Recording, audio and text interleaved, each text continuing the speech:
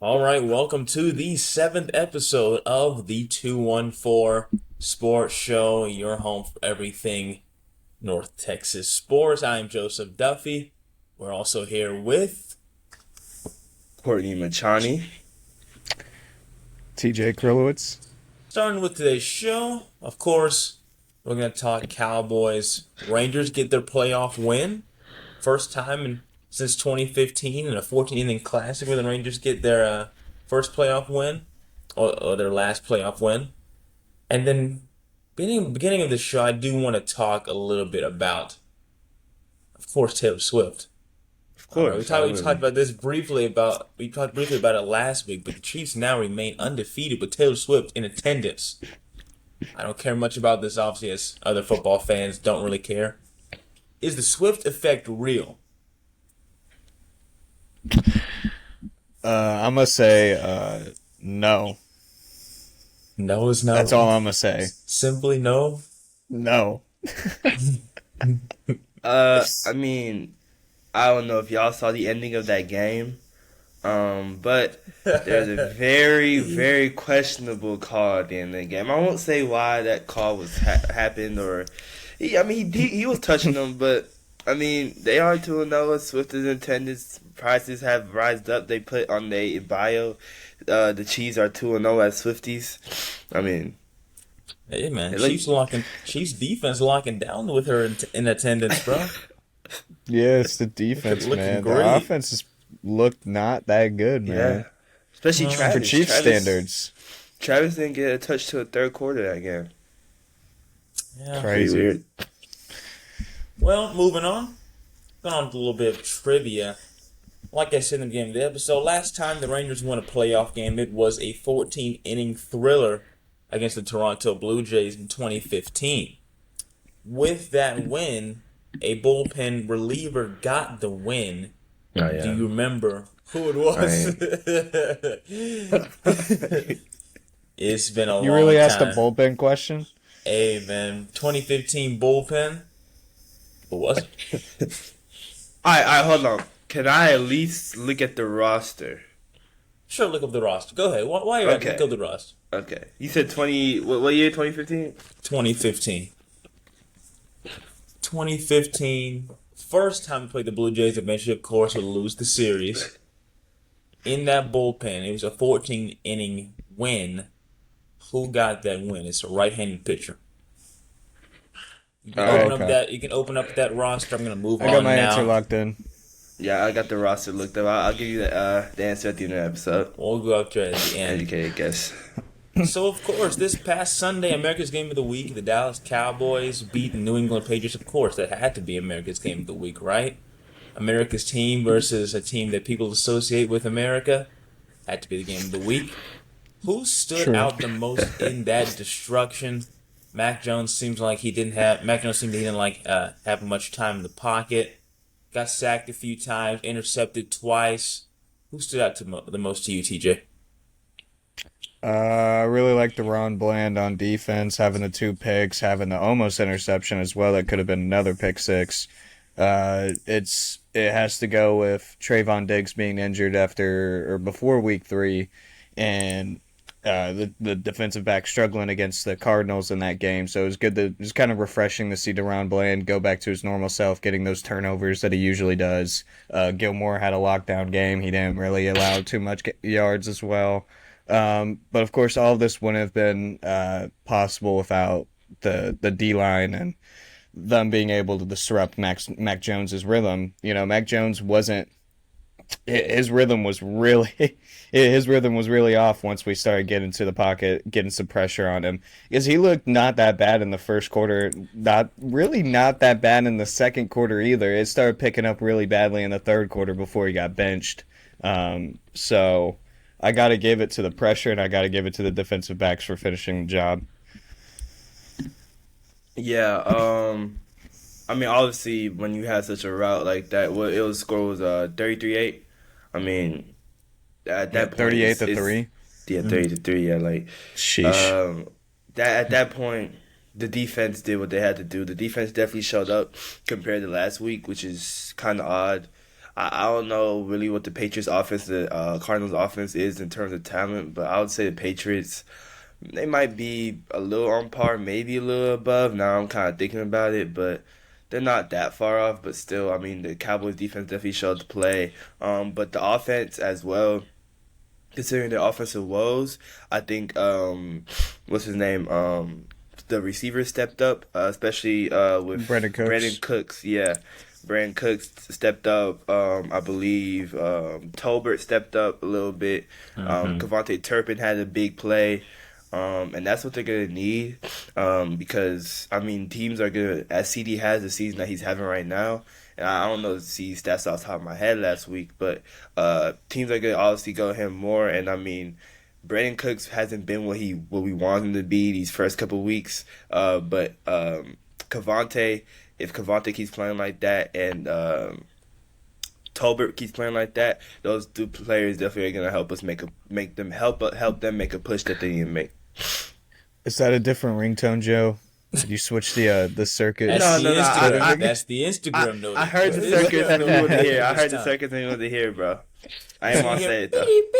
Like last week, bro, my little horn. I've had that for so all long. right. Yeah, for me, it's got to be Deron Bland. I mean, he didn't have that good of a week last week against the Cardinals, and to see him bounce back like this as a young DB in this league, it's not easy. And so, going against this Patriots offense, I know they're not amazing. I know they don't have a lot of stunners and a lot of fear that they can strike you with. But going against that, of course, that offense, he had a chance to rebound. That play that stood out against me, of course, was the pick six, because he read it beautifully. The first time he got beat on because Mac Jones threw across the field. Second time, he just simply wouldn't allow that to happen. He wouldn't let Mac Jones make that same mistake on him again. Read it beautifully, took it to the house for 6. But I have to say that there's some things that this team is still struggling with. Of course, red zone efficiency has been a criticism that has been eating at this team so far. Technically, this offense only scored 19 points. Other than that, maybe, what do you see this team could possibly improve at? TJ? Are you gonna put me on the spot like that? Look, I mean, with things that they can improve on, I mean, yeah, I don't like some of the offense. The offense obviously scored. Well, they didn't score all the 38 points. We got 2 defensive touchdowns. But there's just been kind of it hasn't been what we expected. It looks a lot like last year's offense, to be honest, with it, and it's supposed to be different. It's supposed to be new schemes, new everything. I just want to see kind of more playmaking. I want to see us put it in the hands of our receivers and let them kind of run. We always struggle. I kind of pointed this out a couple weeks ago before we started the season, the yards after catch. I don't know how much we've allowed our receivers to run after the catch when they're not, I don't know, more screenplays. That's what I'm going to say. I kind of like those. Like TJ said, playmaking is definitely important. Like he said, like they definitely got that one Turpin rush yard, and so like they definitely been trying to make a habit of that. But low, like obviously red zone's the obvious answer. I'll say penalties. They did only go about, I think they only had like 5 penalties accepted last game. They definitely did a lot better than they did versus the Cardinals.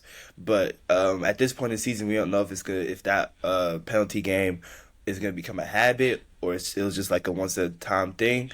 I mean, obviously you want to go a little less than 5 for 32, but there was a couple penalties that were declined by Patriots that don't show up. And so I'd say the team definitely needs to come a little bit more disciplined. They're definitely when they say they're running fast, they're definitely running fast. There's not a lot that much thought process going into the way that they operate. I say both sides of the football, honestly, and they're just playing off of reaction a lot of times. That's how you kind of get. I mean, that's how you're supposed to play football. But at the same time, like that's also how you get a lot of these like just dumb penalties. And so I think if they clean that up a little bit more, when they can play more disciplined football. That's how you beat the really good teams. Yeah, for me, other than red zone efficiency, which is obviously the glaring issue, I'm going to go back to, finishing drives, with specifically our tight ends. Jake Ferguson, And Luke Schoonmaker have been dropping some Dak dots in the end zone. I don't know if you've been seeing it, but I know Dak is not obviously the most accurate quarterback at all times, but he's throwing some catchable balls at times that just have to get hauled in. And I know our tight ends are very young and they may be prone to, not being ready for the balls that are back shoulder or that they have to at least make an adjustment to, but you got to haul it in, especially going against a team like San Francisco next week where they're going to stop the run. And then also, speaking of the run, Tony Pollard, he's having his lowest yards after contact season thus far through 4 games. He hasn't been as great as he usually has been, but of course, he's been winning in spite of it with great defensive effort and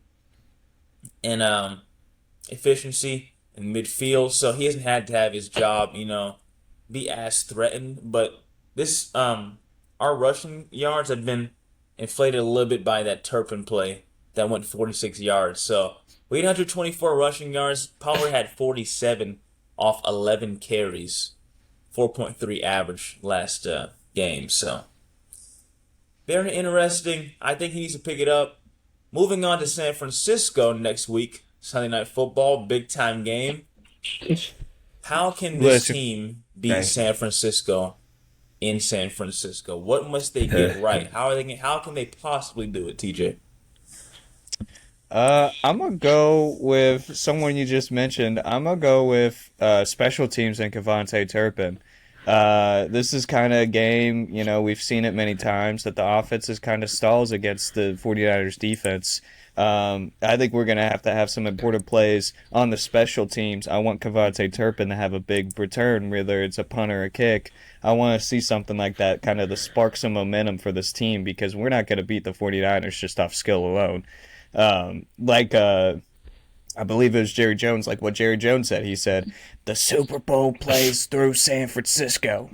So, I mean, if we want to beat San Francisco, I think we got to carry the momentum through the special teams. That's an important part of our game. We usually do pretty good with special teams. And, again, just with the offense always stalling against the 49ers, getting that good field position will be pretty important for Dak Prescott. So. Yeah, talking about Dak Prescott, that little media that they had on Tuesday is very interesting. He said that the loss drives him every day. Every day, it drives him every day. Dude, he ain't playing like it right now. But he's turning back. He's turning like Batman in these press conferences. He's getting a little. He's like Jimmy Butler. I'm liking Testy Dak. Someone said on Twitter, bro, he's not acting like a robot anymore. He's starting to get like a little pushback. He's starting to get a little emotion in his thing. Yeah, sometimes you forget he's America's team quarterback. But I mean, that's really what the key is to the game. I feel like Dak has always been the key to every single 49ers game in general. I mean, yes. They kind of just have to rely on Dak at that point. I mean, when you look at what the offense of 49ers are doing, they kind of, I guess, will attack the Cowboys' weaknesses, which are still the run D. I mean, obviously with Trayvon Diggs out, the pass D's a little suspect too. And Brock Purdy's going to be the type of quarterback to not make a mistake. And so if Dak just makes less mistakes, which is basically no mistakes, then that's pretty much the keys to the game. Because, I mean, Brock Purdy right now is playing he's playing like a top 10 quarterback. He's playing better than Dak right now. This is the truth. But when you have someone like Christian McCaffrey on the side of the football with you, that's not really that hard to do. And you have those playmakers like Ayuk. And I mean, I know, what's his name? Deebo Samuel's not having as good a season as we thought he would be. But they had just so many weapons. And even Jerry Jones said we match up physically against them. I really don't know what that means. I guess they do. But yeah, I'm gonna have to look towards Dak. Dak has really got to step it up and show that like this is his team and his year, pretty much it. I guess you're right. Purdy does have better stats this year. I mean, he did last year too. Yeah, I just don't. You're not so. No, man. I don't know. He's yet to lose a game. I feel like he's turned into a quarterback that you want to not lose you. Like, you just want him to not lose you the game. Now he's a quarterback that can, kind of win you a game. He's kind of been getting better every single game, I'd say. So he's still for not. me, Yeah, for me, it has to be third down conversions. You cannot just get off the field with these 3-and-outs against this Niners defense. You gotta tire them out to at least like start to break them. Their weakness has been their secondary this past year and these first 4 games. Specifically talking about their safeties, their DBs actually I should say as a whole, because their pass defense is just not as good as their their run defense. Their front seven are just amazing. Of course, with Nick Bosa, Javon Hargrave, Fred Warner, the All Pro. Dallas has been so far this season the best team at converting from third down. Since Dak returned from his hand injury at the beginning of the season last year, Dallas has also been a top 5 third down conversion team. So you're gonna have to convert some tough third downs in that stadium at Levi's Stadium against a tough San Francisco team, and it's gonna probably have to be with the pass. So I don't suspect that Tony Pollard is going to have a crazy game on the ground. Maybe he can bounce back after getting knocked out early in that playoff game last season. But if you're going to beat this team, you're going to have to convert at least 50% of your third downs. You cannot be accepting, getting off the field at like a 30 to 45% clip. Cause you can't win that way with this team. So It's going to be interesting to see how Christian McCaffrey does too. Because he hasn't done too good against us in recent games either. But, I mean, you could see that the blueprint's been leaked. It's all about the run for the Cowboys defense. That's their weakness. You already know they're going to hammer it down our throats. And he's coming off of a 4-touchdown game. And he's coming off, that's what I was going to say. I forgot to say that. Yeah, he's coming off 4 touchdowns. I mean, it's going to be interesting to see what happens with him. Yeah, and so, I mean, I'm expecting this to be... They're going to stick to the game plan. They're going to try to run it down our throats. Going back to Dak, like you said, Courtney, I'd argue that he might have been the reason we lost that game. Sadly, as sad as it makes me feel. Might have? I mean... might have right there, boy. I'm sorry, I got to be real with you. I'm just saying, but crazy. that defense played exceptionally well in that playoff game. Better than I expected. Better than a lot of us expected. Yeah. And we're able to stop an offense that had been rolling for like the previous 10 to 12 straight games. And Dak Prescott just could not show up for us in the second half. So he's going to have to step up along with the entire offense. He's going to have to put this team on his back, especially on third down. We'll see what happens. I think they get the ball in the Debo's hands. That's what I'm going to say. Because I had it. Sure. He had 0 catches last week. I know that because really? he was my starting wide receiver. So he was not a good draft this year. I would say to that last year's game though, honestly, if that Kittle catch doesn't happen, and just a couple more mistakes, the Cowboys defense was literally also having them. They also had a terrible third down percentage. Unfortunately, the Cowboys had a terrible third down percentage too. So it really is interesting who's gonna have like the worst conversion rate. I think if the Cowboys go up and they're like about to take a knee, I think they should instead run the play that they did for the last play of the season, just so we could see what it would have actually done if it would have broke through the first defender. Put Pollard at center, bro. Put him at center. Yeah, we could switch Zeke with Lupiki. Just I don't know, man. I want to see that play again. I want to see what they were really plotting right there, man. Cowboys fan wants to see that play drawn up. I at least want to put it in Madden so I can at least see what it was supposed to do, bro. I believe what I was watching on that last play. Field goal rush versus that play. Zeke's the only one behind on the line, man. Hey, speaking of the rookie, Hunter Lupiki. First touchdown. 3 carries, 2 first downs, got his first touchdown. That was a nice touchdown. Against the Patriots. Yeah. Great touchdown. A lot of people weren't expecting him to get that handoff right there. But yeah, Cowboys win 38-3 against New England Patriots, moving on to San Fran next week at primetime Sunday Night Football. We look forward to it. Moving on to the Texas Rangers. Of course, they defeat the Tampa Bay Rays 4-0. Jordan Montgomery, he was stellar in a stadium that almost wasn't even full, folks. I could not believe that. 19,000 fans, the lowest attendance for a non-2020 playoff game since 1919. Such low attendance for a playoff game of a 99-win Tampa Bay team. Shocking to me. Could not believe that. Wait, It's like, do you know like why? Like, bro, like I looked at that video and like no one's at the top. It's the stadium. The It, stadium. to It's be just fair, location, yeah, all location. that. You just have it in a really. I think it's like in this downtown area of like the sister city. You know, like it would be like Yeah, St. downtown Fort Petersburg. Worth for us. Oh yeah, It's like I'm not going all the way to downtown Fort Worth. that But makes sense. yeah, the Rangers defeat Tampa Bay 4-0. TJ, how did the Rangers get it done? One word, and that's Monty.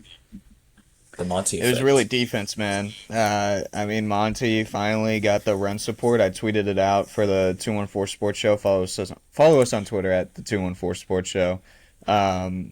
But in the last 3 games, Monty's had his run support has been 2 runs each. 2 runs in each game. He's allowed 2 runs total in those 3 games. He's been on a tear, and the Rangers have not helped him out. That's why you could see from his win-loss record. Of course, that was also because he was playing on the Cardinals. They weren't, they were more mediocre. But I mean, getting that run support, albeit at the Rays defense for errors. But to also point out that the Rangers defense was really good. Evan Carter had a good diving catch. Young, Seager, they didn't make any mistakes on the left side of the diamond. You also have the Montgomery catch that was pretty insane. I mean, way to put your body out there. I mean, that's you could tell he's in a contract year, man. That's something a pitcher would do in a contract year. I guess pitchers are athletes. But what a showing by Monty. I mean, I'm really worried about the runners in scoring position. We still need to fix that up. The Rays defense was the reason why we were able to score the runs. Without that, it would have been another no-show by the offense, and we would be complaining again about, Montgomery gets no help. He always throws these gems, and we lose in the 9th inning. So that's what I gotta say. What a performance by Monty. I hope we can carry that momentum in the game today, which will already be done by the time this episode airs. Yeah, man, I hate that game's at 2 p.m., bro. That actually annoys me. But I Disgusting. know. like TJ said, I mean the defense was outwardly, but it was also kind of just honestly the mixture of the Rays being themselves. The Rays commit a lot of errors that are probably unnecessary, and the game should have been a lot worse if Texas didn't go 2 for 13 with the runners. That's something like, it could have been a blowout, it could have been a massacre. Disgusting. So, if you talk about what won them the game, I mean, yeah, it's the defense. The defense has played that good in a long time. Like you said, Montgomery had probably one of the best pitching performances that Texas has seen. What's his name? Evan Carter went 2 for 2. I think Seager went 2 for 4. Evan Carter and Seager are playing amazing, like an amazing tandem. Best Seager would players on probably our team. Yep, Seager would probably be MVP if Evan Carter wasn't there. So, I like what they did right there, and yeah, that's probably my keys right there. Yeah, going back to what you were saying, TJ, that Rays defense was atrocious yesterday. I mean, I've never seen them play that bad defensively. They're not used That to playing shortstop that was bad. playing like he was on crack, man. Why was that guy like so I mean, excited to get he ground was- balls? He was under duress like every single play. It was insane. Like basic grounders. Just firing over there to Yandy Diaz, making it harder Would for be in him. the dirt by like 10 feet. I don't understand. But Jordan Montgomery, masterful. As we said before, 7 innings, 6 hits given up, no runs, 5 Ks, and zero walks. Not giving any freebies to this Rays offense, which is huge because they are a sleeper offense. They are prone to hit the long ball a lot, and not a lot of people to get on base for free. And hitting home runs is huge for a playoff run. But Evan Carter, for me, is the example of great plate approach this team has specifically. In the middle of the game, he reached base 4 times in the game. Did not leave unsuccessful. 4 times. He had 2 hits, 2 doubles, and 2 walks. So he got on 4 times, most by a rookie since, I believe, Dylan Carlson of the Cardinals in 2020. Evan Carter, he was amazing, especially for a rookie. Had no showing of nerves for a young player. 21 years old, first playoff game. You would never even think he was 21 by the way he played. And then Corey Seager, of course, doing what he always does, 2 for 4. Um, I would like to see Nate Lowe and Marcus Simeon show up a little bit more. I know Yeah. Nate Lowe got a little bit of a hit, but I want to see more of our veteran leadership pull up here because this is the time they're supposed to, get hot. The veteran leadership is supposed to carry the load a little bit more, to make it easier for our younger guys, so that there's not as much pressure on Young and Carter to do their job. So looking forward to see what they can do. But speaking of that game, like you said, Courtney, 2 o'clock. A lot of people don't like it. How can this team clinch the series today against Tampa Bay and move on to Baltimore? It's gonna have to go down to Nathan Evaldi, and I mean, and the offense. There's two struggling teams or two struggling parts of our team. We're talking about Tyler Glass now. His last 4 starts had a 6.20 ERA, and we're still struggling against him. I mean, obviously he's a really good pitcher. He's always been a good pitcher. He's just been struggling recently, and we've seen that, with Evaldi. Evaldi himself has been struggling really badly recently, So I want to see him pick it up today. Um, you know, um, I think a lot of the reason why Montgomery was so successful against the Rays well, I guess Tuesday now, would be the off-speed pitches. And, I saw this on MLB Network last night, and I think it's pretty true, is that, I think the Rays helped Montgomery out with their all-righty lineup. He did not have to Yeah. switch up where his placement was, what pitches he was throwing, because he never faced a left-handed batter the entire game. Having the right-handed batter, he was able to get in a groove. His off-speed was lethal this game. And that's something that Evaldi's been struggling with his pitch and his command as well, since he's been coming back from that injury. So we'll see. He's also been struggling with the Powerball. So we need to see him. You're talking about the Rays. They're a sneaky team. They're a sneaky offensive team. The number 4 hitter, I forgot what his name was, 31 home runs. You got Randy Orr's. I can't say, yeah, Like, which they made a crazy, crazy glazing song about him. crazy.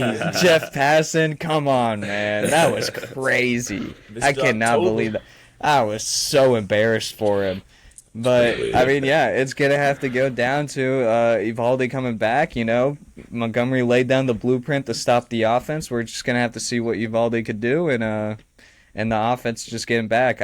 I agree with Joe about Marcus Simeon and Nate Lowe. I wish they could just pull up, just show up a little bit more. I've been a little disappointed with Simeon over the course of the year with just how he's not been able to show up in big moments. I hope that he's able to. He's the veteran. He's the guy that everybody looks up to. So he's got to show that veteran fight. And that means just as long as it means getting good plate appearances, because he's not getting good plate appearances. He's watching pitches down the middle, and he's swinging and missing a lot right now. So that's what I gotta say. Simeon, Evaldi, and I mean those are the two main that I'll go with. Evan Carter too. Keep it up. 21-year-old who's been our best hitter in the postseason in our last series of the year. Pretty embarrassing, but good for him. Yeah, I mean, pretty much what TJ said, honestly. I mean, when these two teams, with the way the offenses can go, it's pretty much all the pitching, the way that these two teams can kind of win their games. I know the pitcher that they have pitching this game, I think his name is Zach Eflin. I don't know how to say his name exactly, but Eflin. he hasn't played Texas Rangers all this whole season. I think he only has one appearance against them in general, and so it's definitely gonna be interesting to see how the way he pitches against them. And like he just said, on the other side of the team, you got Evaldi pitching, who the last time he pitched against the Rays, I think he had a scoreless 6 innings. I think he in July. Obviously, the team compared from July to now is a lot different. But I mean, it just shows the fact that it's there, and Evaldi has a lot more playoff experience. He can thrive in big games. He can thrive in big moments, and so I expect the pitching to be a little bit better. Obviously, the keys to this Rangers team in general is the bullpen at the end of the day. And on the other side, like you said, Marcus Semien definitely needs to step up a little bit more. And those are pretty much the keys. I think the Rangers are going to be good, though, from what we saw yesterday. I hope so. I hope so. Yeah, you pointed out Zach Eflin. I mean, he has 186 strikeouts, 177 innings pitched. 178 innings pitched, almost. 186 strikeouts. I mean, that's something lethal for the Rangers, especially in that middle of the order. Nate Lowe, Adolis Garcia, Josh Young. They get prone to striking out a lot. So that'll be interesting to see too. Yeah, I don't know what it is, but the Rays just find a way to just get these pitchers and mold them to be even better, like the best versions of themselves. Because we gotta investigate them, man. Elfin wasn't terrible with the Phillies last year, but he was not doing what he's doing this year. And the fact that this team is standing on their own 2 feet right now is insane because they've had a ridiculous amount of injuries. Only 24 walks is just some insane control as well. It's ridiculous. So, like you said, TJ, it's got to come down to Nathan Eovaldi tonight. His last start was pretty ugly. 3.1 innings pitched, got pulled early, 7 earned runs total given up. The previous matchup, also against the Seattle Mariners, 5 innings, 5 earned runs given up. And then the previous one, September 9th, 19th, 5 innings, 3 earned runs. So he's been a little shaky coming off this injury off the IL. Velocity has taken a little bit of a hit. His 2-strike pitching has not been as good. I'm anxious to see how it goes against Tampa Bay, considering that they did not have the day they envisioned yesterday. A lot of strikeouts for that team overall, which they don't usually do. No long ball for them. Also with 4 errors defensively, they're going to be motivated to come out swinging. So I'm anxious to see how Nathan Eovaldi performs. Go ahead. No, I was just going to say, let me see how just clear up the Eovaldi stats for the last 2 games against the Mariners. A lot of those earned runs that he had were not earned from him. It was from the relievers that came in after him. Obviously, he's the one who left the bases loaded with 0 outs. But there was a lot of times where, it was the bullpen that could have gotten the job done, and they didn't. They failed him and allowed those runs to get home. But still no excuses.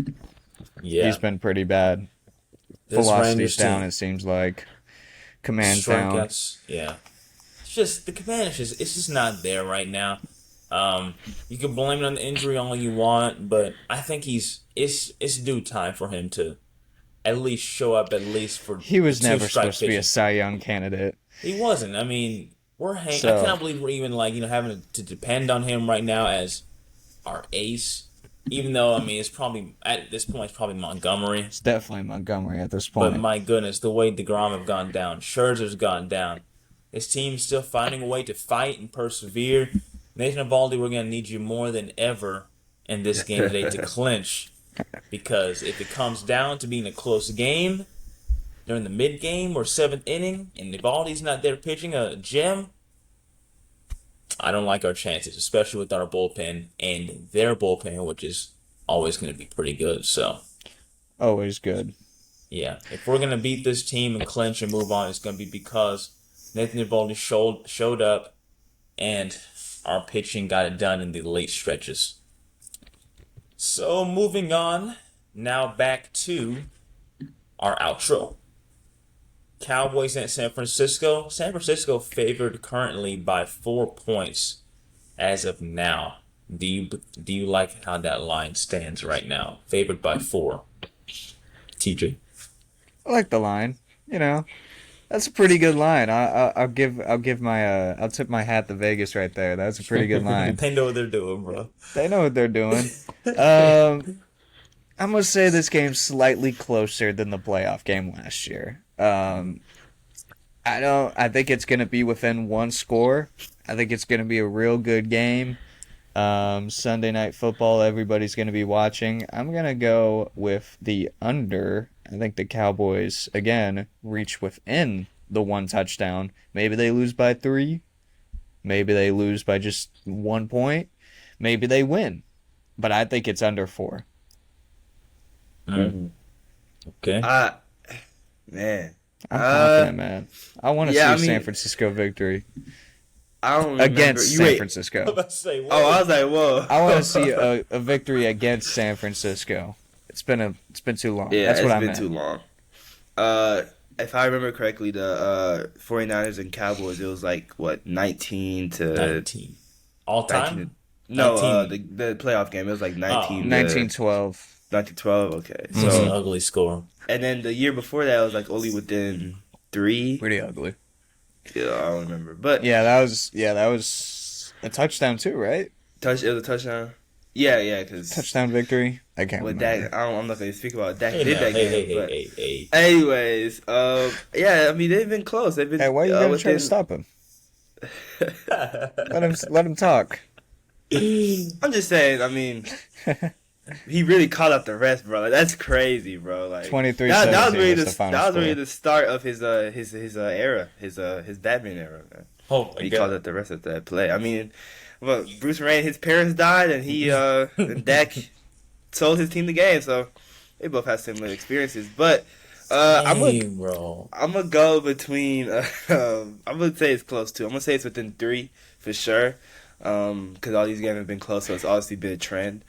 I don't think the Cowboys are going to win, unfortunately, just because, I mean, there's no really a key. I mean, unless y'all can tell me, there's not really a key that Dallas has an advantage over the Niners right now that I can say that will, like, decide them this game. There's just kind of people that need to step up. So I'm gonna say it's a good line, though.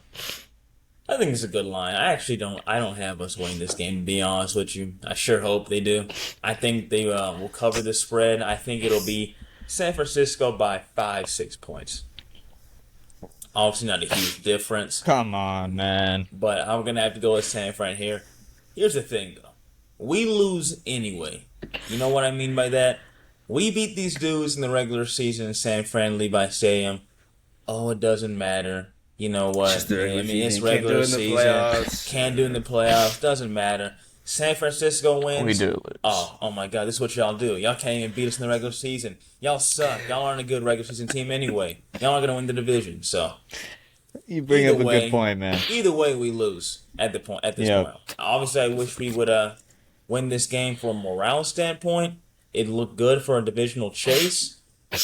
But if we lost this game, I would not be surprised. San Francisco's a great team. We're I gonna think be if back, they man. win, it's gonna be by like 5 or 6 points. Yeah. So They gotta get moving this on- win to prove the team, man. Because Yeah, I this mean- is what always happens. We get into the playoffs and they're like, they only beat bad teams. So even if we get those like, y'all can't beat us, y'all can only beat us in the regular season. We need this for when we get in the Yeah. playoffs. Sure. And we'll be like, well, we beat San Francisco this year. You know, we could beat the good teams this In year. their place, yeah. So Dak Prescott over under 244.5 pass yards. Dak has yet to have a 300-yard pass game this season. Over under. Justin Fields, man. he doesn't really need to though. There's a lot of Doesn't those have games to. for No. blowouts. So Yeah. The last game that they played, he went for 206. I honestly thought he did a lot better than that, but I'm not really shocked. I'm gonna have to go under again, bro. I don't. There's no trend to see that he'll go over 300 or whatever he said the line was, but I just don't see him going. He said like 266. I just don't see him going over that. I think it's gonna be, if anything, that they're gonna try to run the ball a lot. And I think that they need him to step up in big moments, but I don't think he's gonna have big moments all 4 quarters, because at this point, that's just not what he does. So I'll go over. it's true. I'll go over. I love Dak, bro. You going over? I'll take the prediction. I'll take over. I think they'd neutralize Tony Pollard. I think we're gonna have to resort to our passing. I think we're gonna have to rely on it, and I hope Dak Prescott is here. He's gonna be able to zone in. He has the wide receivers. He has Brendan Cooks this year, man. He has the weapons. He's gonna be able to get it done this Sunday night. It's time for Brandon Cooks to get going. So I'm going to say Dak Prescott slight over. I Wow. think that they're going. I mean, Tony Pollard, man. I love the guy, but there's no way he's about to run like willy nilly against this San Fran run I mean, defense. we didn't get to see what he got to do last year. So I know he got hurt, but I'm not hopeful for this run attack against this great front seven. I mean, Yeah. they stop There's everybody. a very it good seems chance like. he has a good game. You think so? I think he could have a good game, but I don't think so myself personally. But I'm just saying he could have a good game. Should I have mean, a it's good game. he possible. have a good game. He could. It's I mean, possible. I think He's a his good work- running back. I think his work's gonna have to be done out of like the flats. I think he's gonna have to get a lot of dump off plays for him to be more impactful because I don't think he's gonna be as good coming off the Running up the backfield. middle. Yeah, up the gut against this front seven. I'm not hopeful about. I think that gets maybe like 260, 270 pass yards, maybe over. I mean, So- he can definitely connect on those deep balls. He missed a couple of deep balls, last year or technically this year. The 49ers are susceptible to the deep balls in their defense. So if he just connects to like one or two of those, then he'll get that 260. But he won't. But yeah, go ahead. Like I said, legacy year. I mean, That's what I'm saying. Dak Prescott legacy bro, here, man. how is your team 2-2, bro? How? What are you doing? Did you Dude, lose that Swank. Yes, dude, because Swank came back on me. It was like 30, 40-point lead. Christian McCaffrey comes, and he gets those 4 freaking touchdowns, and I'm up by like 7 points going in the Monday Night Football. Tyler Lockett gets a catch in like the third quarter. Just ends my that hope, sounds man. Sick, That is sickening. crazy. I'm so Sickening. pissed off. Montgomery had a great game. It was all Chris Olave. So thanks, Courtney. Yeah, man. 1 catch. I Really? was told that if we lose 2 in a row, I can go on a little rant here.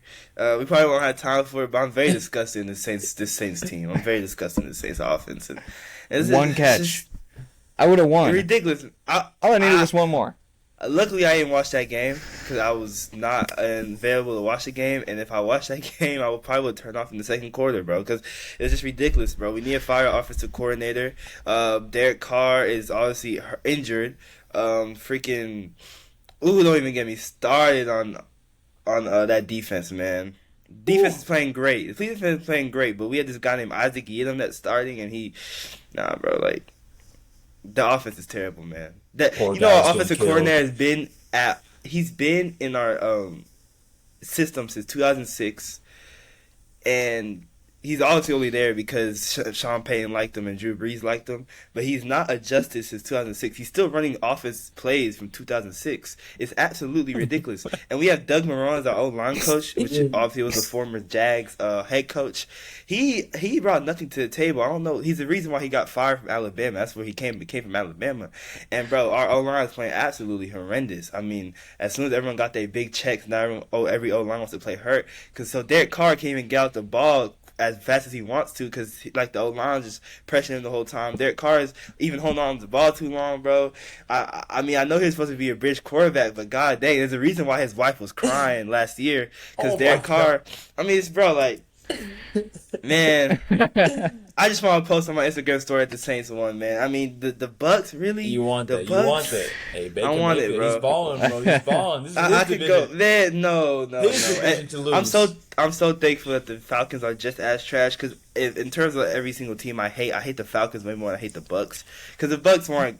No one cared about the Bucks until Brady went there. Let's be real. But like, I look right how Jameis Winston starting right now. If they just let him have the reins, No way you're talking about Jameis Winston starting. You switched up so quickly, man. Listen, I know last week I said I'd rather watch paint dry than watch Jameis Winston play football. But, I mean, I would say Jake Hayner, but he's still suspended from his drug use or policy or whatever. I don't know what he did. But, like, I mean, bro, it's bad out here, man. I just want Caleb Williams, man. Like, Olave, man. I'm afraid that's not happening anytime soon. He's so special, but 1 for 4. And Alvin Kamara comes back, and he has 13 catches, which sounds cool, right? 13 That catches. was PPR legend. Quinn But Ewers, you are a New 33 Orleans yards. Saint. Man, I watch that guy play every Saturday. I don't know. Maybe give me Michael Penix, bro. Michael Penix. I don't. Maybe Drake May. Drake. They're gonna go too high. 20 years. We have to wait. We might have to wait. Spencer 2 years. Rattler. You'll get a Spencer Hey. Rattler. I wouldn't be mad at it, bro. Spencer Rattler. What? I want to be Oh. mad either. It's a pretty good pick. I'm just Hey. saying. I haven't seen a rookie quarterback in my organizations that has been decent, like, ever since I've been alive. Like, because Drew Brees was here the whole time. They literally didn't want to restart. I hate when teams do this, like, half rebuild, where they're like, they don't want to go into a full rebuild, and they just kind of, like, reload and retool. The Saints have been doing that for 20 years. I'm honestly sick of it. Just be bad for 1 year. Get that star QB, but don't get Zach Wilson though. If you get Zach Wilson, I would hate football. Be careful what you wish for. Them old Saints fans have Them seen ain't- something.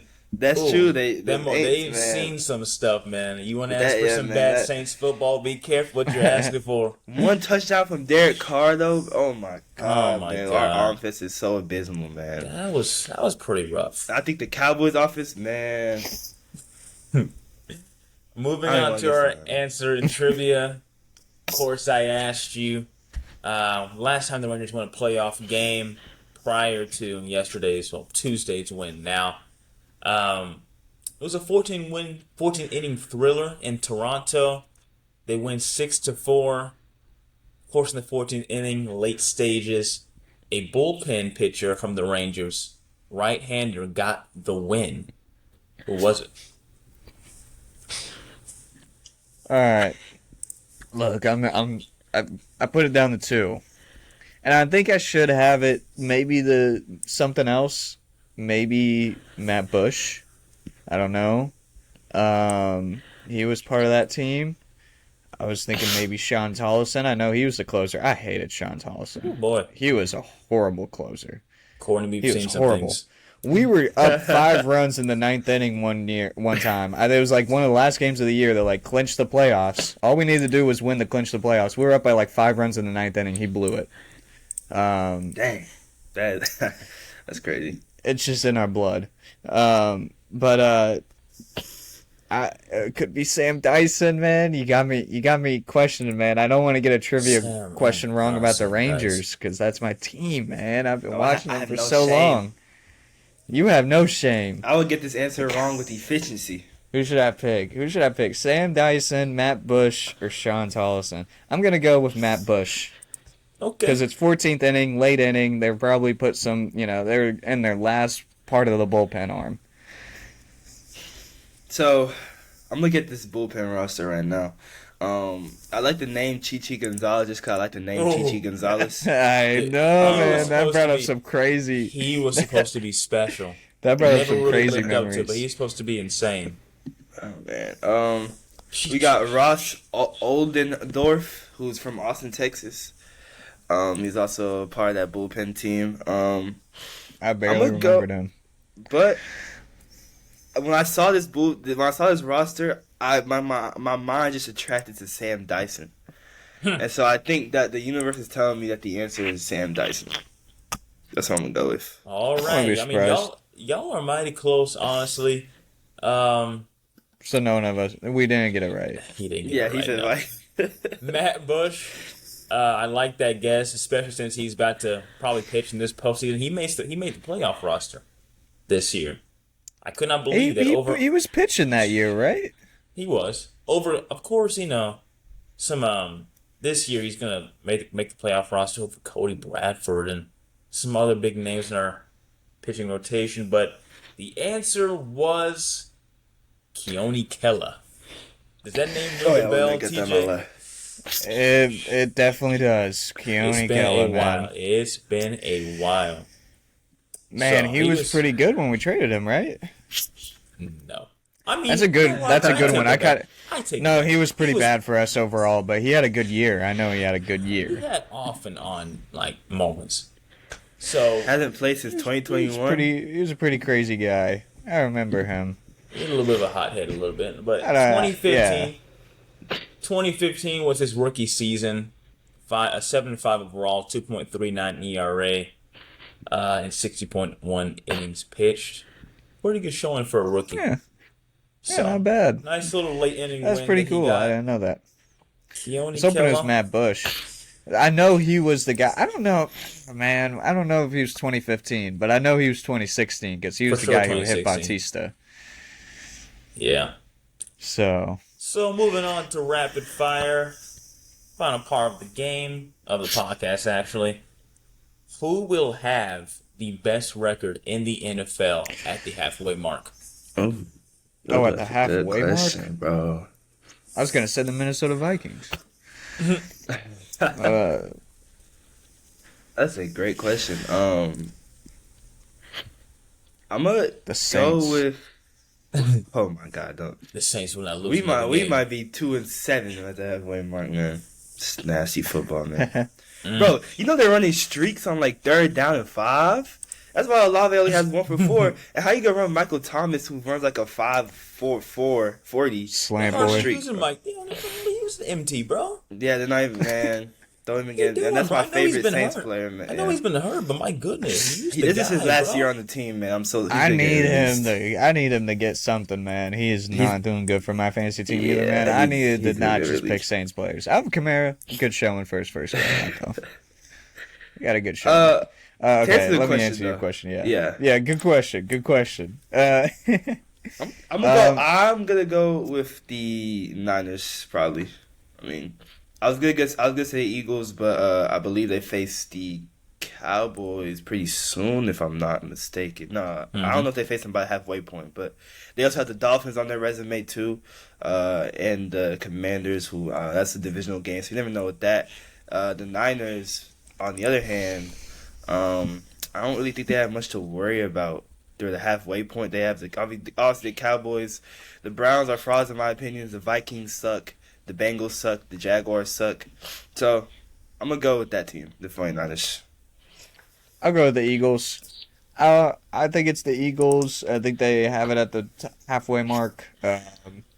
Again, I'm hoping we beat San Francisco. We take away their undefeated record. I think Philadelphia keeps it for at least, this week, maybe next week. They are going to play the Cowboys and Philly first, which I think is going to be a Philly victory. So I'll go with them as the best record halfway through. If not, I would go with the Chiefs. I think they're going a massive winning streak. As long as Taylor Swift keeps, that's a callback from the start of the podcast. Look at that, full circle. Yeah, Eagles, their schedule's about to get rough. I don't know if you've been noticing, because this next game they're going to play the Rams in L.A., going to play the Jets in New York, play the Dolphins and Philly, and they're going to go to Washington, and then they're going to play the Cowboys in Philly. So don't they face the Chiefs in that too? They will have the Chiefs right after that game in Philly. So they got a tough next stretch of 6 games. I'm going to go with the Kansas City Chiefs here. This schedule looks pretty light for a team that just won the Super Bowl. I'm not going to lie to you. Somehow it looks pretty light. You go back to this schedule, they're going to play the Vikings next in Minnesota, who's been struggling recently. Just got their first win, though, in Carolina. Props to them. They hung on. Took them a while, man. Took them a while. No props to Minnesota. They suck, man. Yeah, and then they're going to play the Broncos back in Kansas City. Denver Broncos still have yet to beat Patrick Mahomes. He has never lost a game to the Denver Broncos. Ridiculous. And then they're going to have a star-studded matchup against the Chargers and then the Broncos again. So, this schedule looks pretty favorable for the next month or so. I don't think they're going to lose either one of those games. Any of those games, I should say. I think they'll have the best record in the league at the halfway mark, which is generally around week 8. Yeah, hopefully the Eagles lose those games to the Rams. You said they play the Dolphins at one point. Hopefully the Dolphins could pick it up, man. The Eagles finally don't have this cakewalk schedule this year. They're gonna have to play some pretty good opponents, man. So they're gonna have a rough They've stretch. been getting by. They've been just getting by. All right, they should have lost to Washington. I'm still pissed off about that. I wanted Washington to go for 2. They had that touchdown last second. They should have gone for 2. They should have not gone to overtime in Philadelphia. That was the stupidest move that I've seen. That was the stupidest move I saw all week for football, man. I was pissed off. I was like, go for 2. Win the game right now. There's not many times you could go into Philadelphia and win a game like that. So that's true. For sure, especially in a hostile environment with your back against the wall. Mm-hmm. All right, that'll do it for the 214 Sports Show. Fellas, we are wrapping up episode number 7. Let's talk about our socials now at 214 Sports Show. We do have a Twitter, Instagram, and TikTok, all under the handle 214 Sports Show. TJ, would you like to drop your social media handle for all our viewers who may want to follow you? Yeah, of course. You can follow me at tj.krylowitz on Twitter, and you can follow me at tj.krylowitz on Instagram. I actually think it's tj_Krylowitz on Twitter. I need to check that. I always forget. But I edit like every week. I'm trying to remember myself. But I don't have Instagram, so You know, he doesn't have it. I don't have Instagram. Oh, really? Still Yeah. have For Instagram. now, I don't have Instagram. There might be an Instagram that pops up on this editing. But as of right Oh, now, I don't yeah. have Instagram. I might make an account in between this episode, Really? but I don't have Instagram, man. But there will be an Instagram on that shows up right here. He's That's just crazy. living his That's life, crazy. you know? That's You don't crazy. need an Instagram. See, be living his life. I'm telling you, he's living his life. Yeah. Yeah, man. I live I do Instagram. That's how much I live my life, man. So and my Twitter. My Twitter is C_Machani. There you go. All right, mine is of course Joseph_Duffy99. I'm on Twitter and Instagram for those who do want to follow. Again, the 214 Sports Show is on Twitter, Instagram, and TikTok at 214 Sports Show. You can follow us on all our social medias. We do have YouTube and Spotify also that we post our podcast on. So that wraps it up, fellas. Thank you for joining us again. Thank everybody for listening. We invite you to come back. Everybody have a great rest of your day and keep watching DFW Sports.